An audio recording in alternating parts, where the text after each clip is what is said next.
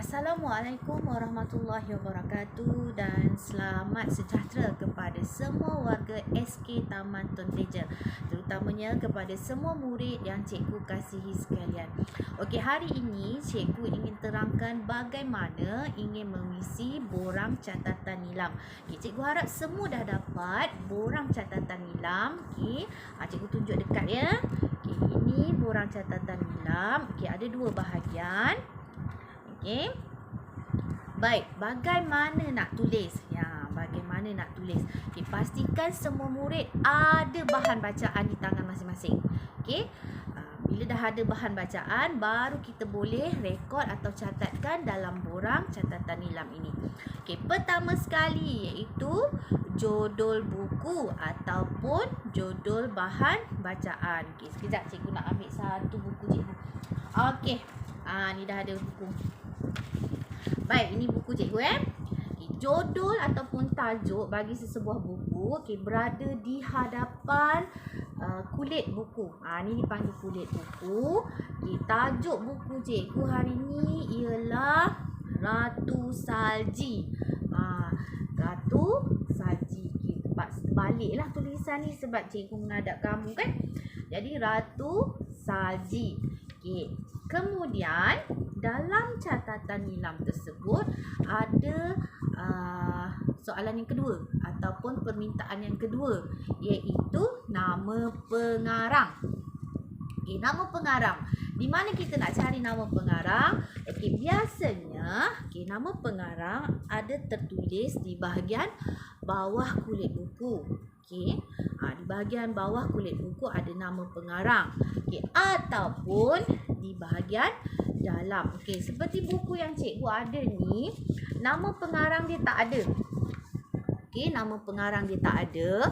Jadi, kosongkan. Kalau tak ada nama pengarang, kosongkan.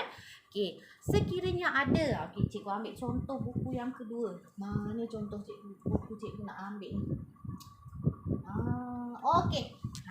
Dia. Ini contoh buku yang kedua cikgu. Dia ada nama pengarang. Di sini. Di bahagian kulit hadapan buku ni ada nama pengarang, iaitu Safiatul Atika Razali. Kalau tak ada di bahagian kulit hadapan, kamu boleh lihat dan buka di bahagian muka surat yang pertama. Di bahagian bawah sekali, di sini. Dia ada nama kan kat sini. Ada nama pengarang dia, Safiatul Atika Razali.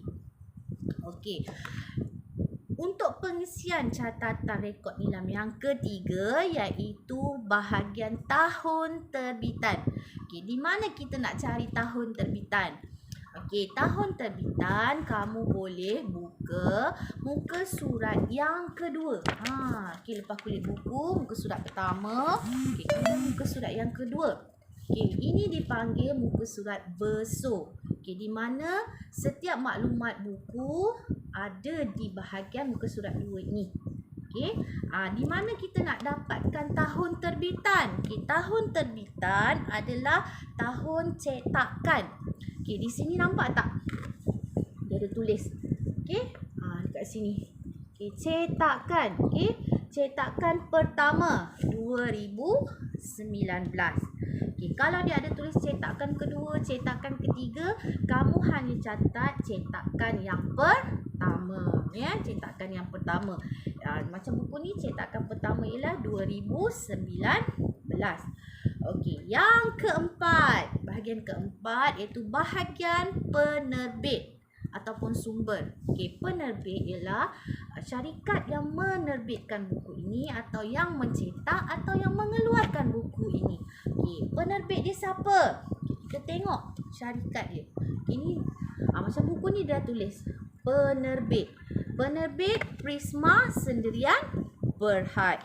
Semuanya ada di dalam muka surat besar ni. Kalau tak jumpa kat sini, kamu boleh lihat di kulit belakang.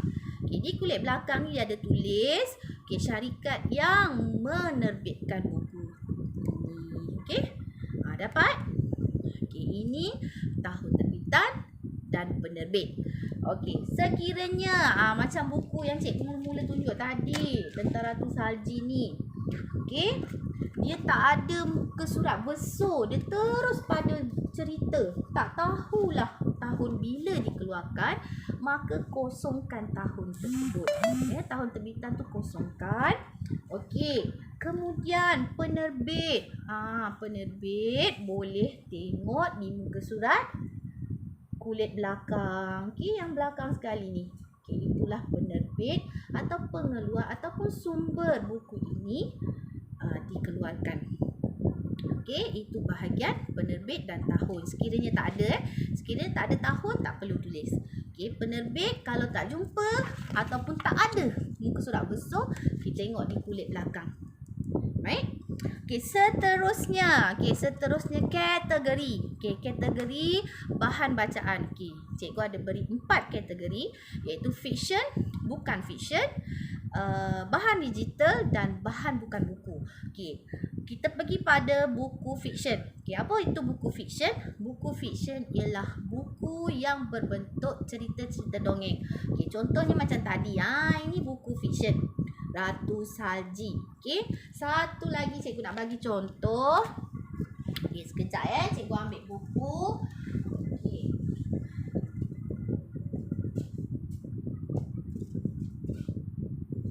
Okey. Ni satu lagi cerita. Okey, ini cerita dongeng. Cerita dia Mau and the Ghost. Okey, ini adalah cerita dongeng Mau and the Ghost. Okey, ini adalah cerita dongeng. Ini ialah salah satu buku fiction. Okey, satu lagi ialah buku cerita tentang haiwan. Itu pun buku fiction. Okey, yang berkisahkan tentang fantasi, itu pun buku fiction. Okey, buku bukan fiction. Okey, buku bukan fiction. Baik. Ialah berkisahkan tentang maklumat ataupun fakta yang sebenar. Okay, itu buku bukan fiction ya. Okay, macam ni. Okay, fakta tentang sains. Okay, kisah keajaiban laut dan fakta tentang sainsnya. Cerita dalam ni mengenai tentang laut, keajaiban laut, dan ini diperoleh daripada maklumat yang sebenar. Okay, salah satu lagi buku bukan fiction. Okay, macam ni. Ini pun bukan fiction. Okay, satu lagi.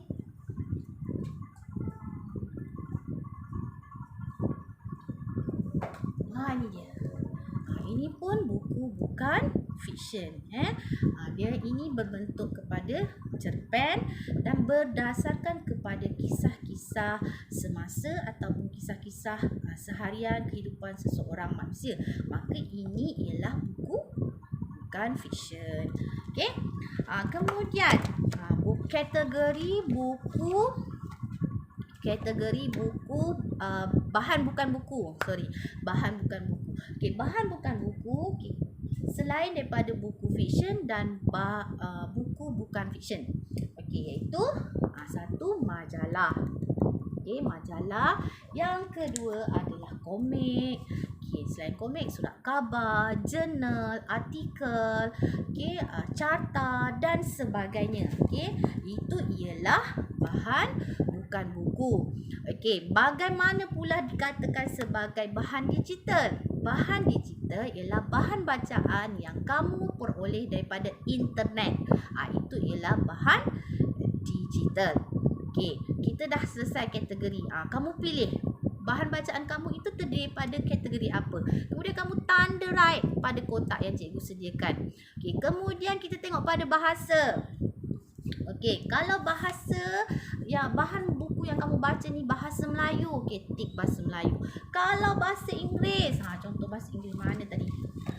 Ni dia. Bahasa Inggeris, kamu tik pada bahasa Inggeris. Kalau sekiranya kamu baca bahasa Arab ke bahasa Tamil ke bahasa Cina, tik pada lain-lain bahasa. Okey, kemudian perkara yang ketujuh yang perlu kamu tulis ialah muka surat. Okey, jumlah muka surat. Jumlah muka surat kamu hanya perlu lihat di muka surat yang terakhir. Okey, muka surat yang terakhir, berapa muka surat? Okey, sekiranya Cikgu tak adalah nombor muka surat. Kamu kira muka surat pertama, muka surat kedua, sampailah muka surat yang terakhir. Berapa helai, berapa muka surat buku tersebut. Kalau ada muka surat, tengok ni, ada muka surat. Muka surat yang terakhir ialah 38. Maka jumlah muka surat buku tersebut ialah 38. Kemudian aktiviti. Aktiviti. Untuk hari ni kamu buat aktiviti apa dengan menggunakan buku ataupun bahan bacaan yang kamu buat tu. Sekiranya kamu hanya membaca, dah tentulah wajibnya kamu membaca. Mesti tik membaca. Sebab kamu telah pun membaca buku ini. Kemudian kamu akan membuat rumusan. Di akhir catatan kita akan buat rumusan. Jadi wajib tik tu ialah membaca dengan membuat rumusan. Rumusan Kemudian sekiranya ada aktiviti lain yang kamu lakukan, terutamanya bersama dengan guru, seperti melukis, bercerita, membuat apa lagi? Catatan, komen ataupun mencari kata-kata nama, tata bahasa. Kamu tikkan pada ruangan aktiviti yang telah cikgu sediakan. Kalau tak ada aktiviti yang selain daripada yang cikgu berikan tu, kamu tik pada lain-lain aktiviti, tu tik pada lain-lain. Contoh tak ada dalam tu mencari perkataan bimbuhan, tak ada dalam senarai yang cikgu bagi. Kamu tik pada lain-lain. Baik, seterusnya ini yang terakhir, catatan yang terakhir yang perlu kamu lengkapkan dalam rekod nilam kamu, iaitu bahagian ulasan. Ulasan, catatan, nilai murni, dan sebagainya. Kamu tulislah rumusan tentang buku yang kamu baca. Kamu tulis buku ini menceritakan tentang apa. Dah kamu dah baca, kamu rumuskan. Kemudian mesti ada nilai murni yang kamu peroleh dalam buku tersebut. Tulis nilai murni yang diperoleh daripada buku ini ialah, kamu tulis baik hati ke, bekerjasama ke, dan sebagainya. Begitu juga sekiranya kamu guna majalah. Ada yang tanya, cikgu macam mana nak cari tahun terbitan majalah? Tahun terbitan ialah mengikut tahun keluaran dia. Kalau majalah ini dikeluarkan pada tahun 2022. Jadi tahun terbitan ialah 2022. Cikgu, majalah ni mana pengarangnya? Majalah ni banyak pengarangnya, banyak penulisnya. Maka kamu kosongkan dia. Kosongkan dia. Bahagian pengarang tu kosongkan. Sebab di sini tak ada pengarang. Tapi dia ada penerbit. Majalah dia ada penerbit. Siapa penerbit dia? Di sinilah muka surat yang kedua ni.